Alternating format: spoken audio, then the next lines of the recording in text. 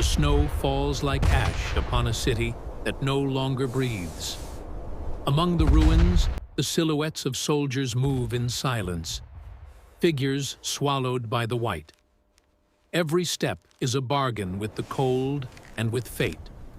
The air burns in the lungs, yet their breath becomes the only proof that life still resists. Between the broken walls of Stalingrad, time stands still. A frozen scream between life and extinction.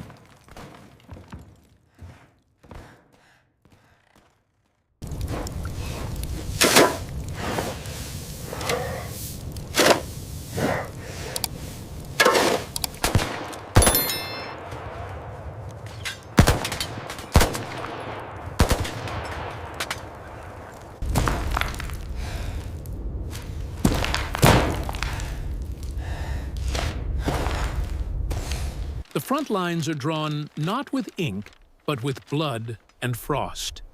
The men carve shelter from ruins, their hands trembling from the mix of fear and exhaustion. A single loaf of frozen bread becomes wealth beyond gold. Some pray, others stare into the distance, searching for something left behind the Volga. The city devours everything: sound, hope, and names. Yet the soldiers dig deeper, into both ground and will.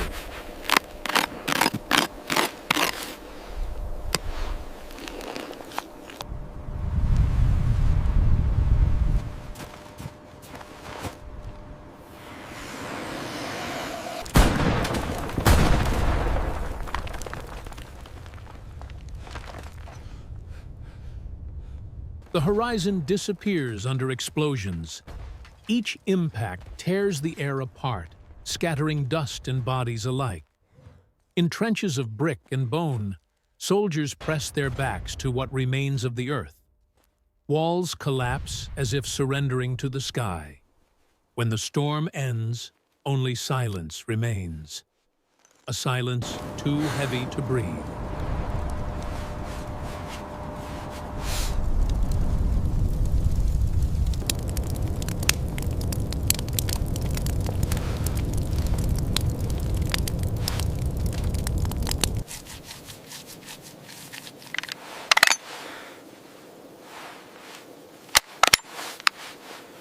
The Volga glimmers like a blade beneath the frost. Across it, more men attempt the crossing, ghosts on ice. On the western bank, the survivors hold fast, watching supply boats vanish under shell fire. Between the ruined factories and the dead river, there is no escape. Only the sound of ice cracking beneath boots and the echo of history being rewritten.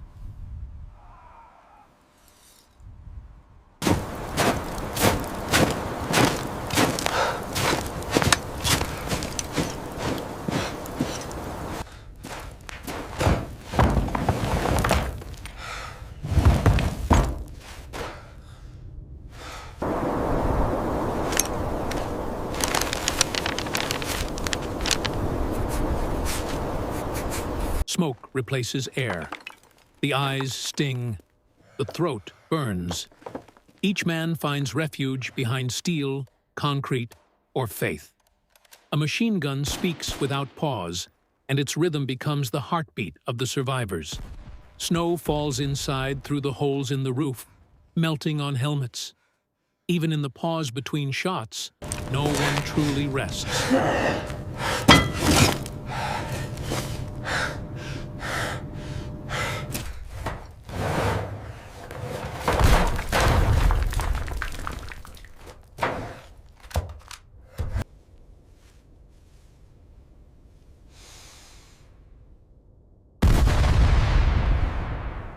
The city teaches silence. Every shadow might hide death. Every reflection, a rifle's scope. Snipers become ghosts, patient and merciless.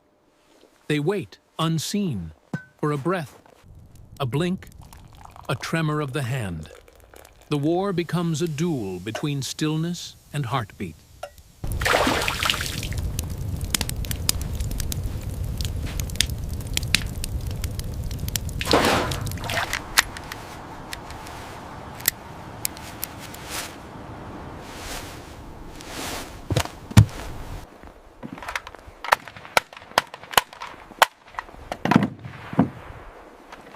Food, warmth, ammunition, everything is scavenged. The ruins are stripped clean of use and memory alike. A broken window becomes armor. A nail becomes a weapon. Men share tobacco dust, trading it like currency. And when the wind blows, the ash of the dead drifts with the snow.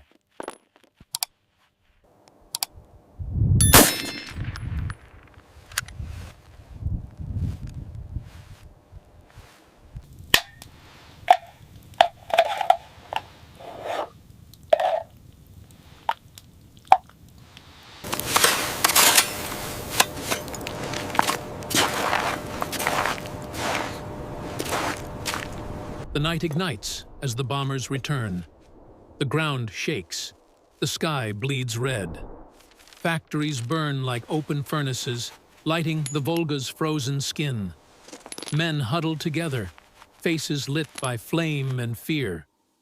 When the fire subsides, the city glows, not with life, but with defiance.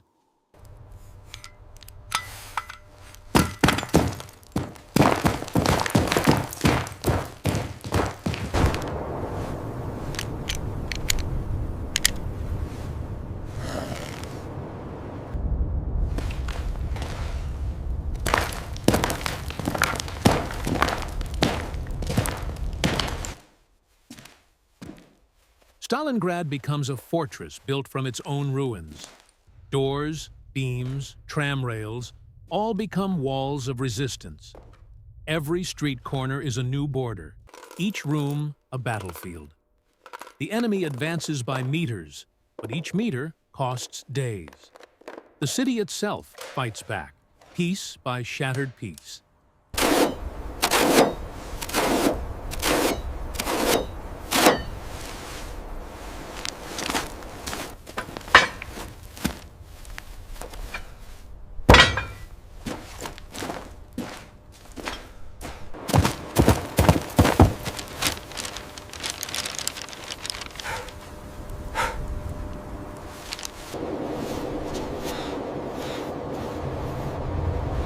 Across the ice, new faces arrive. Boys with eyes older than their years. Their uniforms are too thin, their steps too light. They replace the fallen, taking helmets still warm from other heads. Each new voice joins the chorus of survival. The Volga carries them to the edge of hell, and they march into it willingly.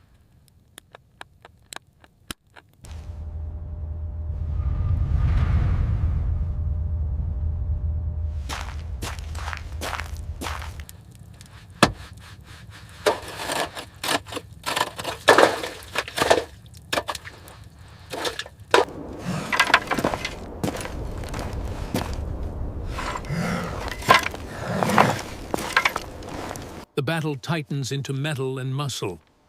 Grenades roll across stairwells, bayonets flash in hallways. Walls drip with frost and blood alike. Every inch of ground is claimed, lost, and claimed again. The rhythm of war becomes a single breath shared by hundreds.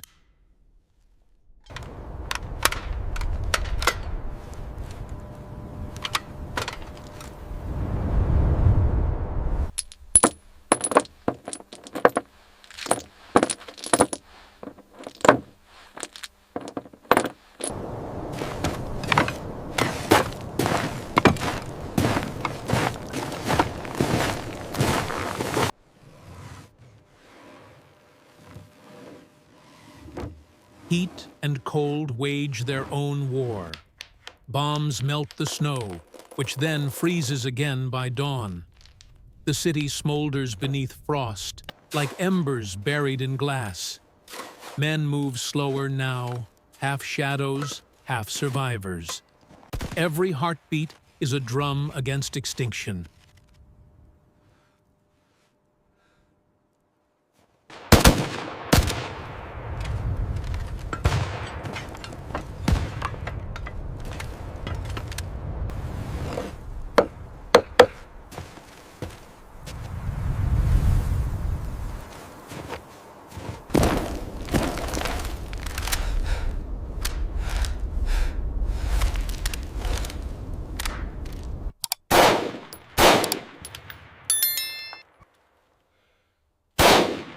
They fight downward, floor by floor, stair by stair. The underground becomes a mirror of the city above. Broken, echoing, alive. Rats and men share the same corridors. A single lamp burns dimly, marking the line between light and oblivion. War has no bottom, only layers of exhaustion.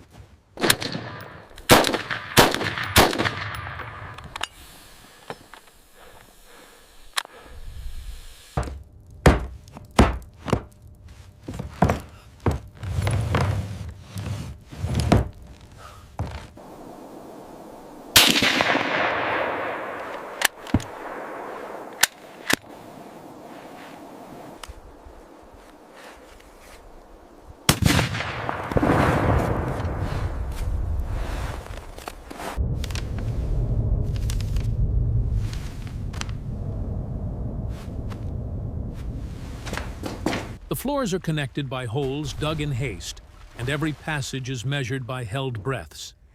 The advance happens in compartments: room, corridor, window gap, always tied to a short burst elsewhere. Wood groans beneath wet boots, and the iron returns echoes that confuse distance. Wind brings snow inside and extinguishes embers that still guard warmth in tins. On the parapets, every sandbag shifted means one life less at risk.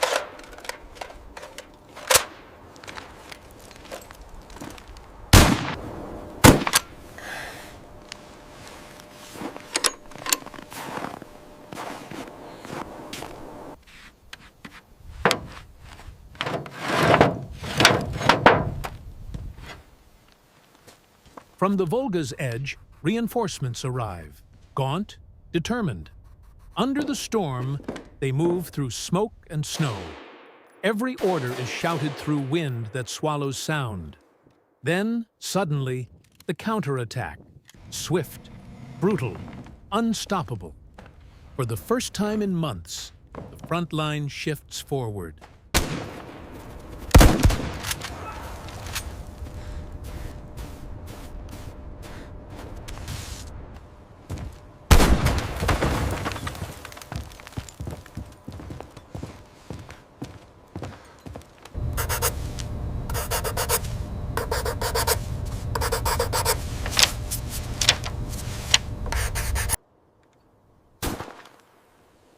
The advance is now measured in broken walls, jammed doors, and endless corridors.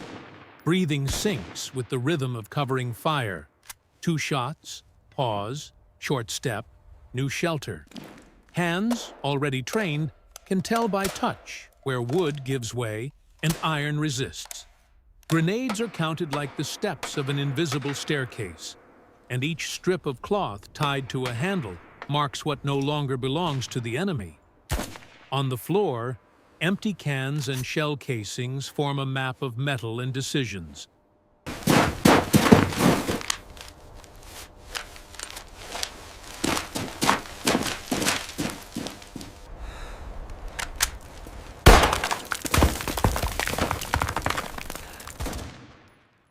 The corridors become narrow throats where every object has a purpose.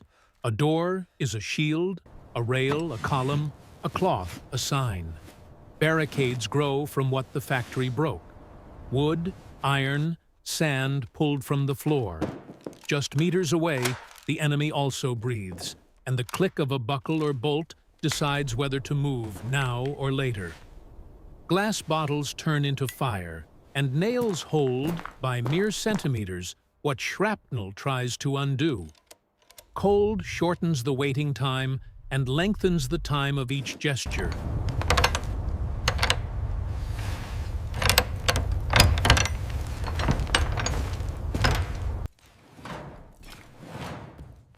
When distance disappears, combat becomes geometry. Stairs, corners, angles. The weight of the coat and the boots decides the rhythm of each move. Light enters through the shattered roof and cuts through dust like a blade, revealing smoke still trembling in bullet marks. Grenades open the way. Bayonets secure the space, and machine guns behind keep the enemy pinned to the walls. After the blast, the air thickens with plaster, and only short movements remain. To drag, to mark, to stack.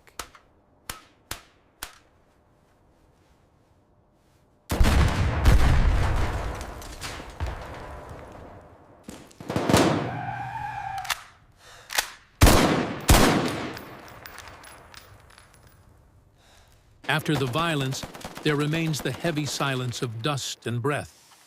Boots move slowly, not out of fear, but from the exhaustion the body can no longer hide. The ground is a field of fragments: metal, blood, cinders, brick. Every object finds a new use. A helmet becomes a bowl, a bayonet, a screwdriver. The men exchange quick glances and follow what's left of the orders scratched on the map. Outside, the wind sweeps snow over ruins, mixing with the crack of cooling beams.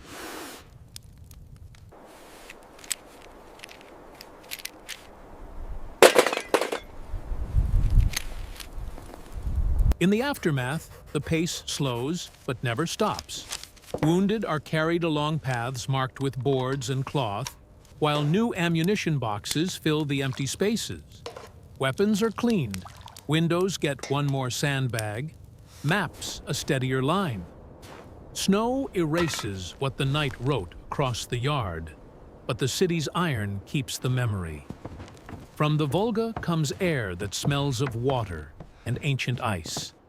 And beneath the constant cold, the line reforms, not to advance far, but simply never to yield again.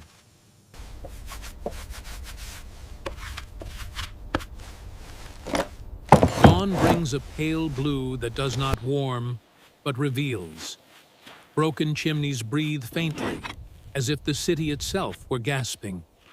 On the parapets, shell casings gleam like bronze seeds in the snow. Those who remain count their hands, their weapons, their steps, and still find strength to place one more sandbag. The city does not celebrate. It merely exists, and that is enough. In that existence lies a victory made of stone, ice, and human will.